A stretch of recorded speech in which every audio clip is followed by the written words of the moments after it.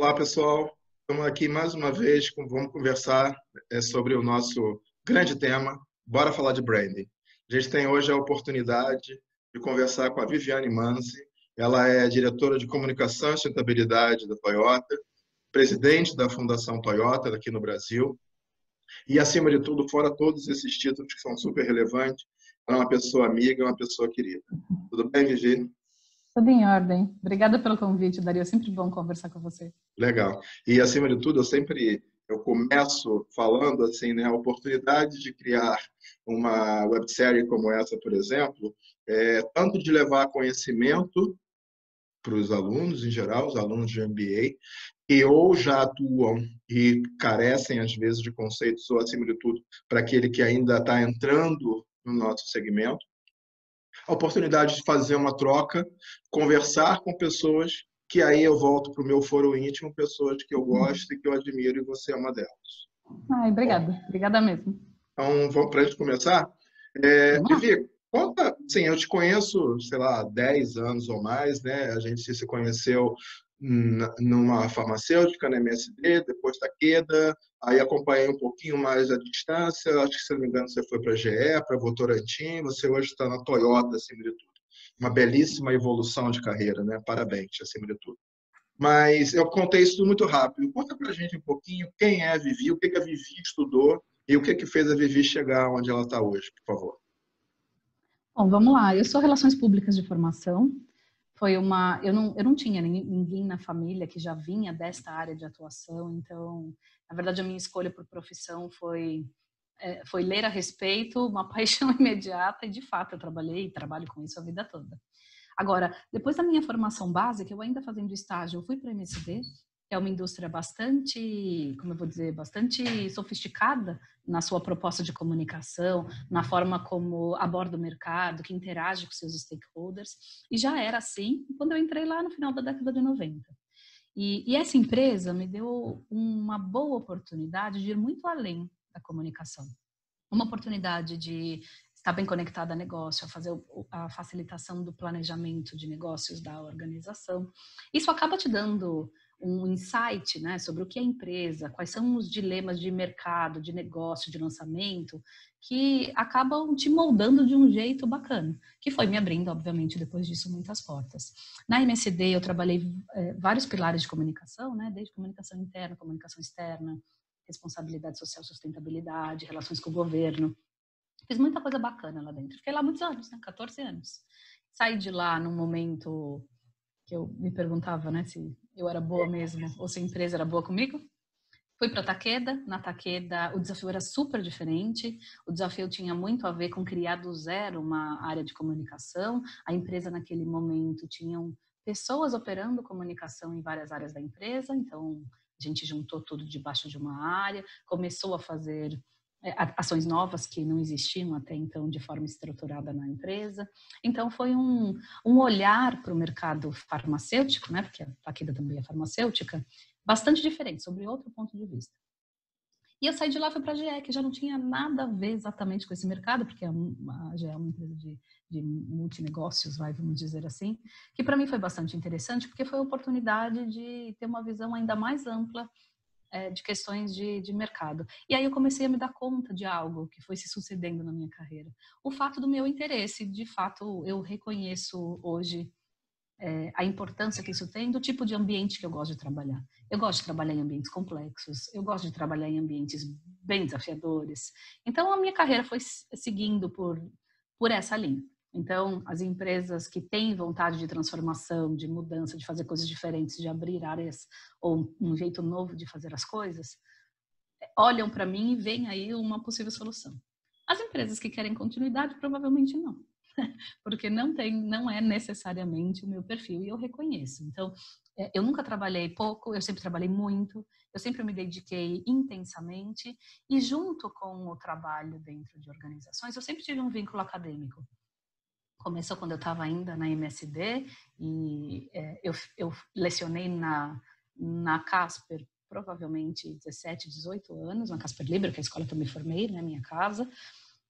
Hoje eu dou aula em outras escolas também. Fui muito mais para as escolas de negócio, falando de liderança de alta performance, criação, né, e desenvolvimento de times de alta performance e relação de governo, porque tudo isso compõe, de certa forma, o meu ambiente de trabalho. Eu publiquei um bocado, eu tenho 18 livros publicados, daqui a uns dias sai mais um, felizmente, e todos eles olhando o ambiente organizacional, né, de um jeito ou de outro, olhando sobre como é que a gente opera junto para ser produtivo, que é no final das contas onde eu mais coloco a minha energia.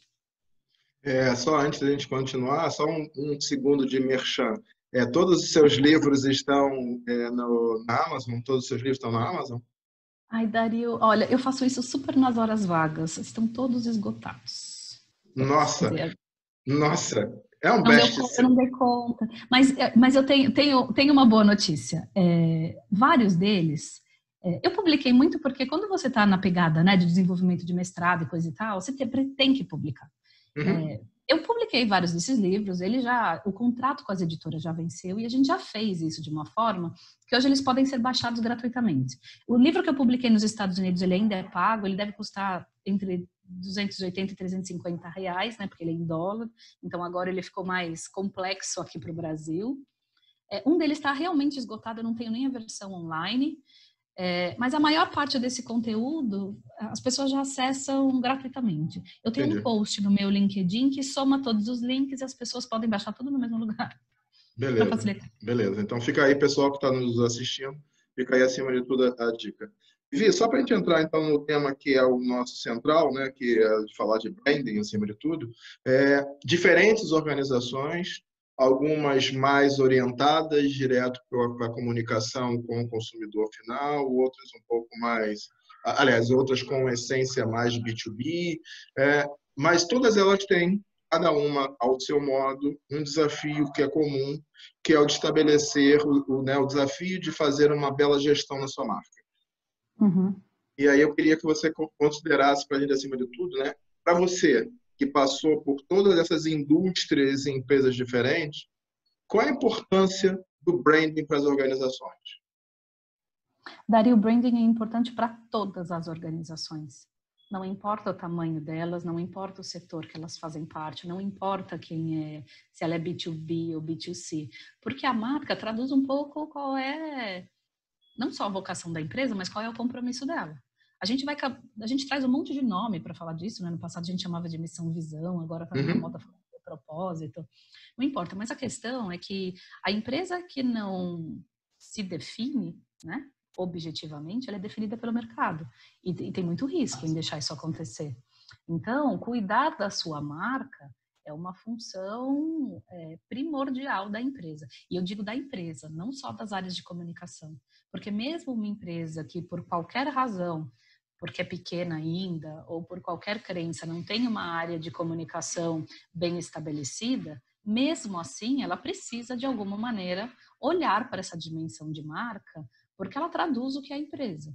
E quando você tem um problema de marca, a gente pode demorar muito tempo para recuperar, ou muito tempo para sair dessa zona confusa, né, de dúvida, que se gera quando algo que não é legal acontece contigo. Se eu falasse aqui, lembra qual que é a marca aquela marca de tênis que usava mão de obra escrava? Isso aconteceu há 30 anos, mas para você provavelmente lembre qual é essa marca.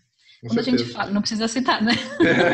Sacanear os amigos. Mas assim, quando você falar daquele grande problema ambiental que teve de vazamento de óleo, você também sabe qual é a marca.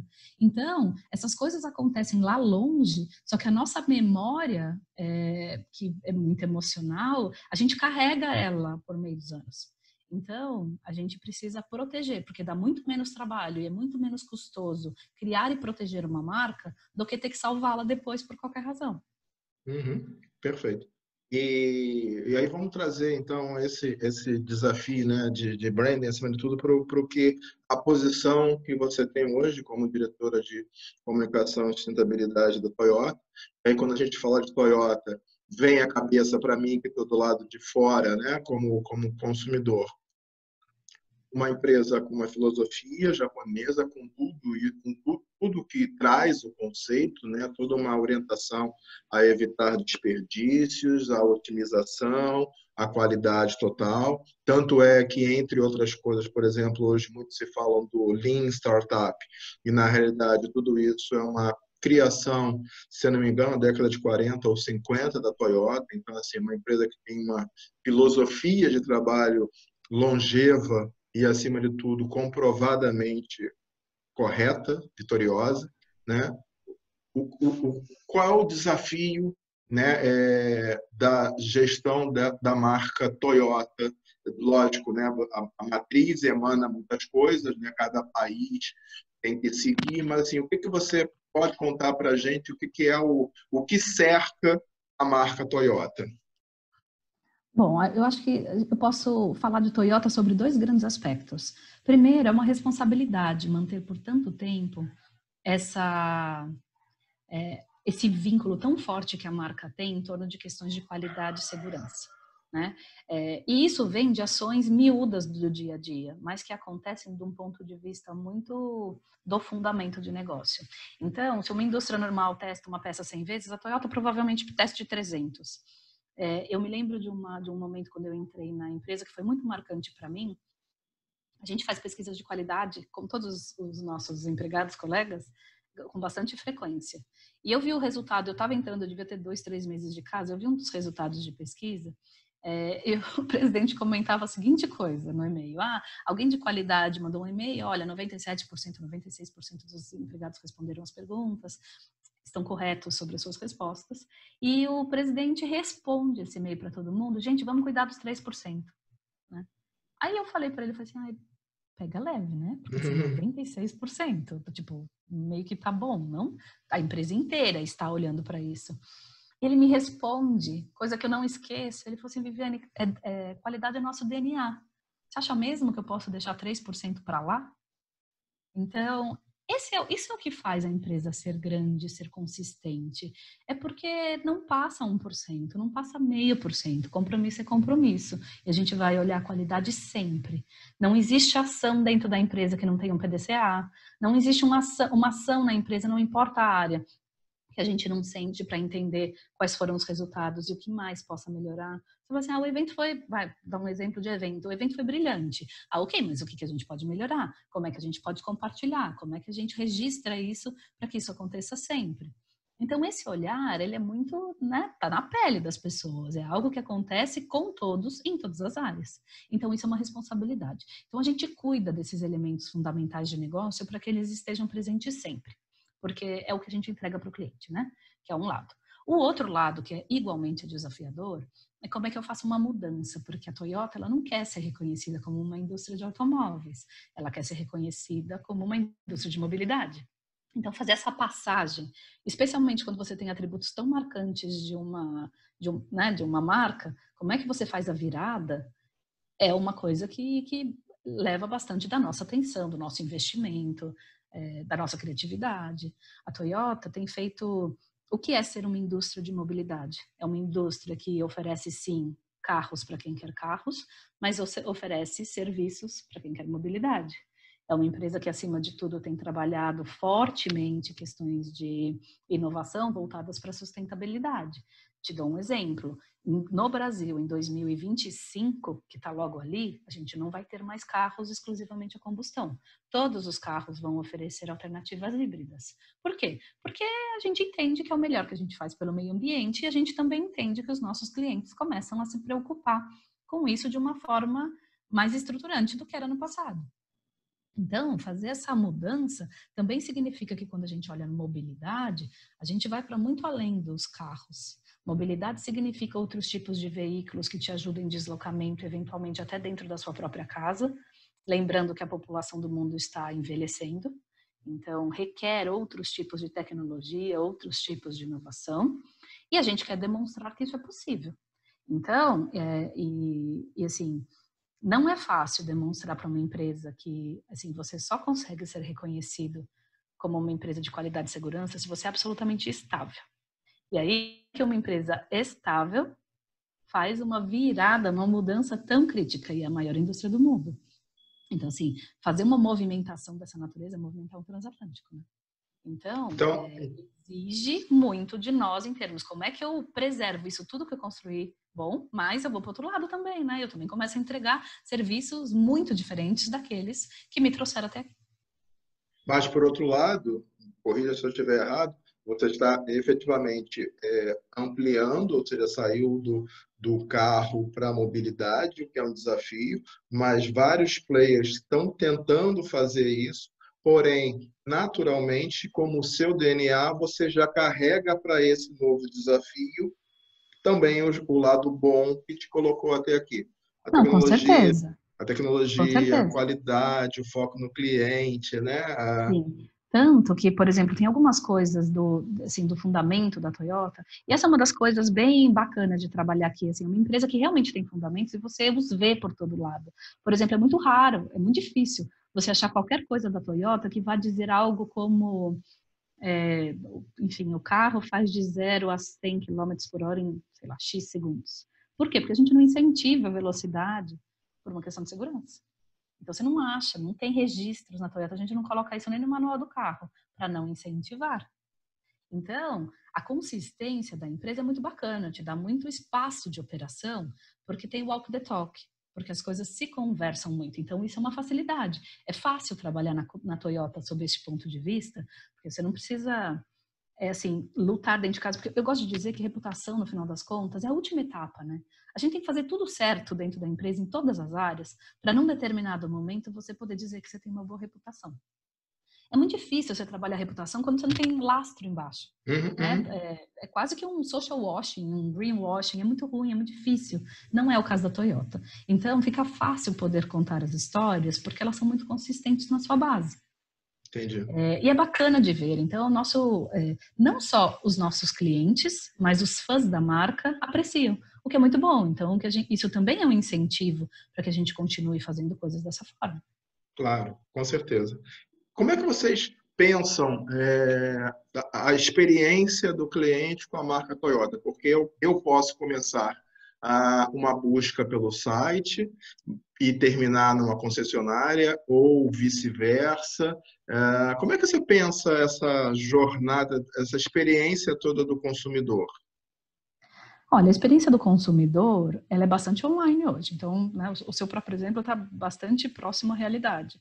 As pessoas buscam no site, elas vão olhar, elas perguntam para os pares, elas perguntam para quem tem outros carros da Toyota, ou seja, isso é fácil, difícil, quando você precisa de manutenção, o que acontece? Você precisa de manutenção? Como é que é isso? Então, essa conversa, ela é muito ativa. A gente acompanha, obviamente, em focus groups, etc., mas ela é muito intensa. E a gente tem melhorado cada vez mais aí, muito impulsionados pela pandemia, como é que a gente dá suporte online para os nossos clientes. Suporte no sentido, eu quero comprar um carro, a gente atende por WhatsApp, as concessionárias passaram um bom período fechadas, mas elas também criaram condições. Essas concessionárias são independentes, né? Elas não fazem parte da Toyota. Elas criaram condições e serviços que permitiam esse atendimento mais próximo, mesmo que você não possa estar fisicamente na loja, a gente presta todo um serviço digital. Isso contribui muito, porque a digitalização, tanto do processo de compra como do próprio veículo, são elementos que ajudam bastante a definir a preferência do consumidor. A gente olha para essas questões como um benefício do veículo que a gente está adquirindo, porque a gente faz muita coisa dentro do carro, né? Além de dirigir. E vocês imaginam que agora a gente fala muito de tecnologia, muito de experiência digital, até nessa nova empresa que a gente acabou de criar. Então, a gente acabou de criar a Quinto. Quinto, se vocês quiserem procurar, é KINTO. A Quinto é a nossa empresa de mobilidade, é a nossa empresa de car sharing. Então, você pode, numa concessionária hoje, a gente tem 33 concessionárias no Brasil, que você já pode alugar um carro por 1 hora, 1 semana, um dia, para experimentar este novo serviço. É só quem não tem carro que usa esse novo serviço? Não é. De repente, eu tenho um carro de passeio, um sedã, e quero ir para a montanha, eu quero fazer uma atividade off-road no final de semana, eu posso alugar para o final de semana uma Hilux. Ou eu posso ter ido viajar a trabalho em algum lugar e lá preciso me deslocar, em vez de alugar, vamos Exato. dizer, do modo convencional, né, daquelas empresas que ficam lá no aeroporto, eu posso locar da Exato. Quinto, né, Exato. um carro. E por que eu estou falando isso agora no meio da experiência digital que você tinha me perguntado? Porque você faz tudo isso por aplicativo. Então, você baixa o aplicativo, no seu celular você retira na concessionária, mas você faz todo o sistema via celular. E se por acaso você não quiser se deslocar até uma concessionária, a gente tem serviço de concierge, a gente deixa o carro na sua casa. Uau! Então eu posso dizer assim, eu estou indo para, sei lá, estou indo para Porto Alegre ou para Fortaleza, quero que me entreguem o carro na porta lá do aeroporto na hora que eu Sim. chegar. A gente tem um serviço de concierge na maior parte desses pontos que permite isso. E Olha, claro, a Quinto, ela começa como um serviço de car sharing, mas ela tem uma série de serviços. Então, as empresas que hoje em dia querem, de certa forma, desmobilizar os seus ativos por uma questão de fluxo de caixa, de rendimentos futuros. A gente tem planos especiais para a empresa que a gente pode ceder a frota, a pessoa usa a frota e toda a gestão da frota fica sob a nossa responsabilidade, mas você tem um veículo seguro, confiável, e que raramente dá problema, né? Você nunca viu um Corolla parado na rua. É evidente. não, E não. não vai ver. Se depender dos nossos dinheiros, você não vai ver. Que bom, que bom. E aí acabou que você falou um pouquinho do que eu ia te perguntar, que é essa, como é que você pensa não só a experiência, você já explicou brilhantemente, mas como é que você pensa a integração da comunicação, vamos dizer, do que é below the line, do que é digital, está tudo integrado também. Ou Tudo seja, integrado. E o que eu tem que ser recebo, integrado, sei lá, não mais. no Instagram, e se eu ver na revista que sai no domingo, as revistas semanais, eu vivencio já aquilo na concessionária na segunda-feira. Sim, e assim, desde as pequenas coisas, por exemplo, quando você pega um carro nosso adesivado, por exemplo, uma das questões que eu cuido na Toyota é a Fundação Toyota.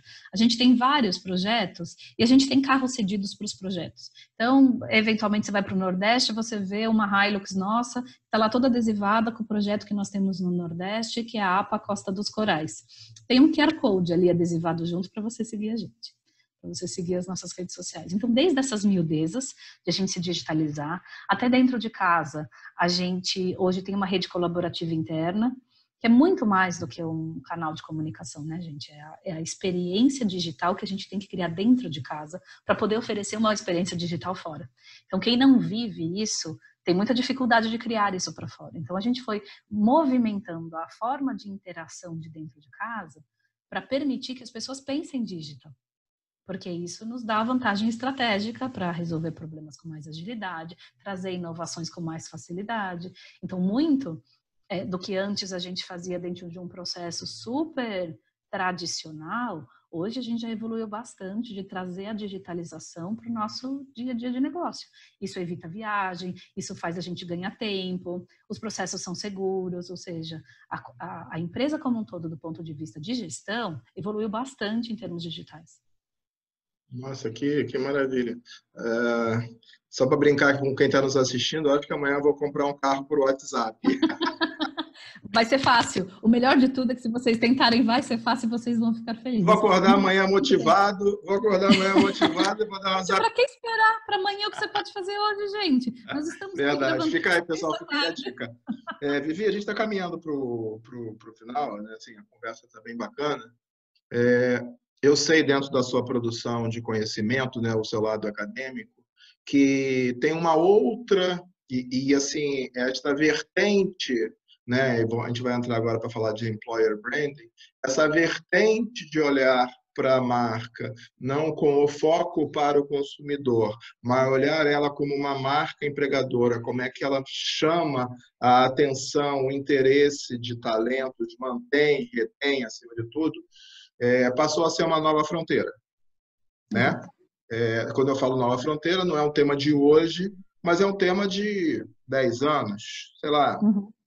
12 anos, não tem mais do que isso.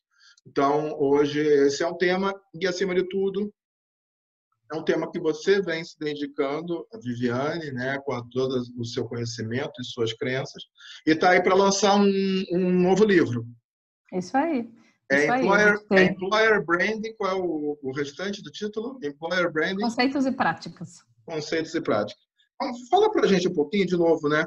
Para quem está pensando em alguma maneira entrar mais forte dentro do nosso segmento de comunicação e marketing, Conta para a gente um pouquinho, tanto o que é o fundamento do Employer Brand, o que ele visa, e como é que você, com essa profissional com uma grande vivência, como você percebe isso no mundo de hoje?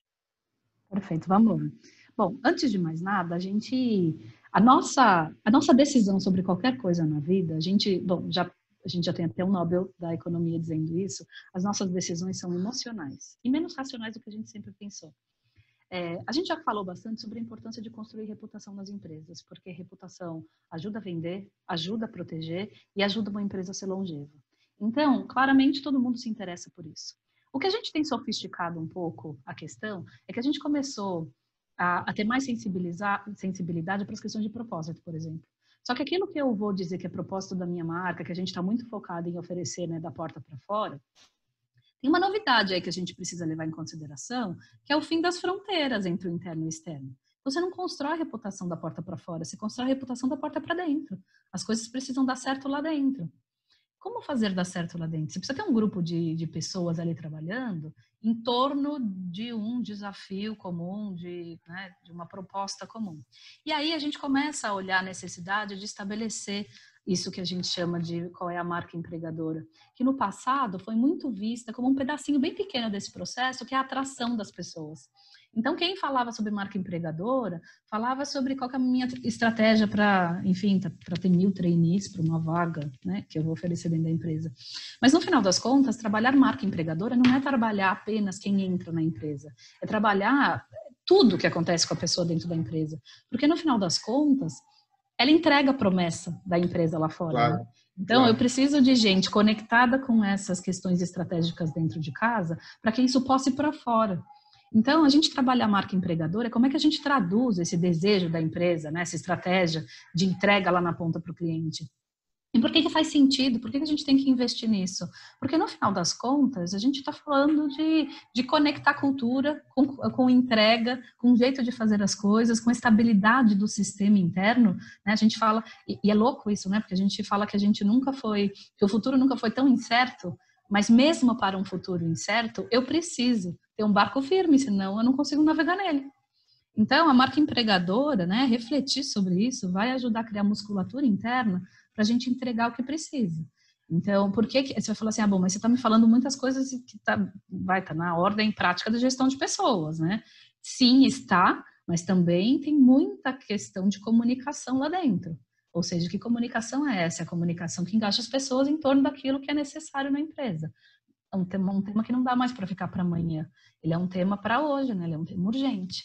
E aí, enfim, tenho trabalhado com isso, tenho dado aula sobre isso faz tempo, não sozinha, sempre com uma parceira incrível, que é a Bruna Mascarenhas, que criou esse livro junto. A Bruna hoje tem uma empresa, né, que trabalha mais essas questões, ela não está mais vinculada, nós nos conhecemos dentro de uma organização, mas ela, em algum momento, decidiu trilhar um caminho aí em carreira solo.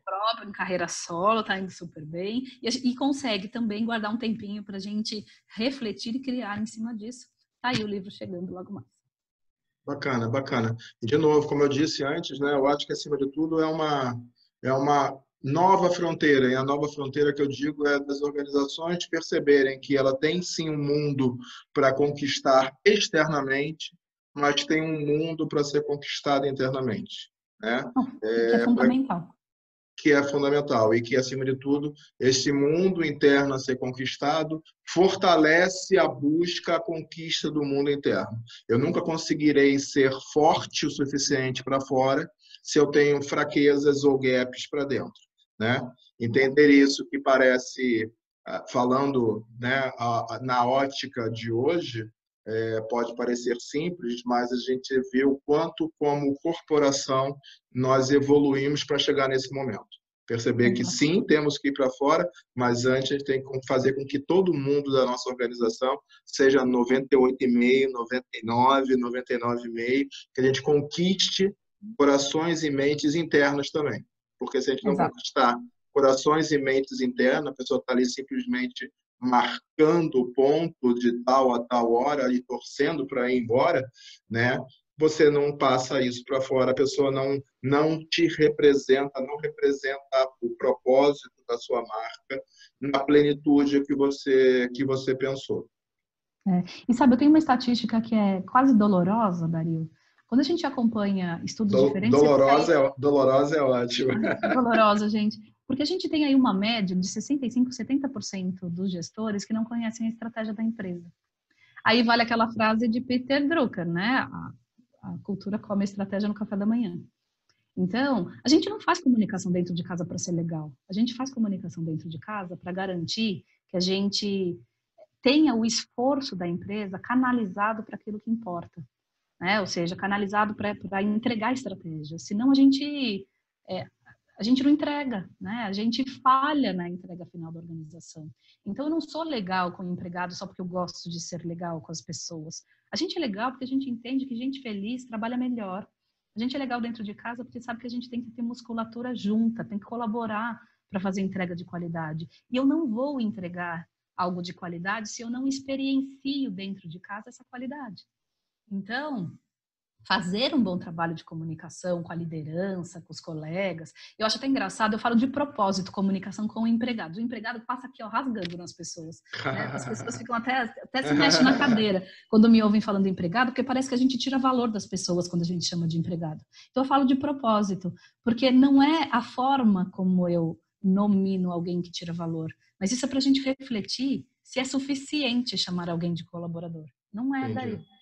A gente precisa refletir a qualidade da nossa relação como um todo. E que bacana se em algum momento eu chamo alguém de empregado e abro um sorriso, porque entendeu que a relação nossa dentro da empresa, ela tem que ser produtiva, legal, bacana para a empresa e para as pessoas, porque senão ela não vai para frente. E é bacana isso. Me fez aqui refletir sobre isso. Acima de tudo, no sentido de que palavra tem força. Né? Muita. E constrói mundos. Né? A palavra tem força, ela constrói muito. Então, vários temas hoje estão pipocando, que não é o objetivo aqui da nossa conversa, né? Mas empoderamento, o Black Lives Matter, não sei o quê, mas assim, a palavra tem força. Então, você começar e a gente olhar no olho, como a gente está fazendo aqui, né? A gente tem que ter um alinhamento, acima de tudo, de palavra. Né? Quando eu falo paz, quando eu falo de propósito, chega essa mensagem do outro lado de uma forma, não digo que límpida, mas de uma forma que você a recebe em paz e que você trabalha com ela. Isso é bem legal. Viviane, só para a gente encerrar, assim, adorei a conversa. Vamos fazer o seguinte, a gente, de novo, né? São pessoas que estão estudando MBA, que querem, acima de tudo, galgarem posições, terem destaque nas suas organizações, tem vários desafios pela frente. Me dá 3 recomendações que você pode dar para um profissional ser bem-sucedido no nosso segmento. 3 recomendações. Primeiro, uma visão geral de negócio, né? Ou seja, eu acho que precisa ser curioso, precisa ter curiosidade sobre o mundo dos negócios e não só sobre a nossa carreira específica. Eu vou espirrar. Até tirei o som para espirrar, gente. Mas eu acho que tem que ser muito curioso, porque a gente precisa de visão, né? De uma visão mais ampla, de horizonte, para conseguir pensar além. Então, essa é a primeira coisa. A segunda coisa é investir em soft skills, porque o bom trabalho de comunicação não é aquele que tem um caderninho debaixo do braço, que vai lá perguntar para a organização o que ela precisa. É aquela que ajuda a pensar a organização, né? Que ajuda a articular sentido, que ajuda a dissolver os nós entre as pessoas, que ajuda a ampliar a qualidade do diálogo. E para isso você precisa de soft skills. E eu acho que é uma questão que está muito batendo a nossa porta, que assim, o mundo high-tech exige comportamentos high-touch. A gente nunca precisou tanto estar perto das pessoas, nunca precisou tanto olhar no olho, mesmo que a gente tenha que fazer isso por meio deste suporte, né? Por meio de internet, por meio de um computador. Mas é importante a gente se lembrar que antes de qualquer objetivo, vem as pessoas. Então isso ajuda o profissional a ser completo e lembrar, né, que por trás de um nome fantasia tem um negócio lá que a gente não pode esquecer, que se chama razão social. Né? A gente precisa cuidar dela. E, de novo, você como sendo presidente da Fundação Toyota, e a gente acabou de falar que palavras têm força, por muito e muitos anos, as empresas esqueceram que elas têm uma razão social, né? Precisa cuidar. Né? E, de A novo, gente está recebendo um chamado importante, né? a palavra tem força, é a razão social, né? Isso mesmo. Então, olhar o nosso velho e bom triple bottom line, ou como que a gente quiser chamar, os critérios de Exato. ESG, ou como quiser chamar, mas, acima de tudo, a gente tem uma razão social. Vivi, Exato. Vou deixar fazer meu merchan. Sigam lá a Fundação Toyota do Brasil nas redes sociais para conhecer um pouco mais do que a gente faz, para participar, incentivar, dar ideias. A gente está sempre bastante aberto para ouvir. nossa, e falou bonito e falou rápido. Estava tudo Comecei ensaiadinho. para fazer rapidinho, para ninguém falar, ela só veio falar disso. Viviane, prazer. Muito obrigado aí pela sua atenção. Eu acho que enriquece a todos nós escutarmos uma profissional como você, mas, acima de tudo, mais do que uma profissional, uma pessoa como você. Tá bom? Obrigada, Dario. Você é sempre muito generoso comigo. Obrigada. Tá bom. Beijo grande. Até mais.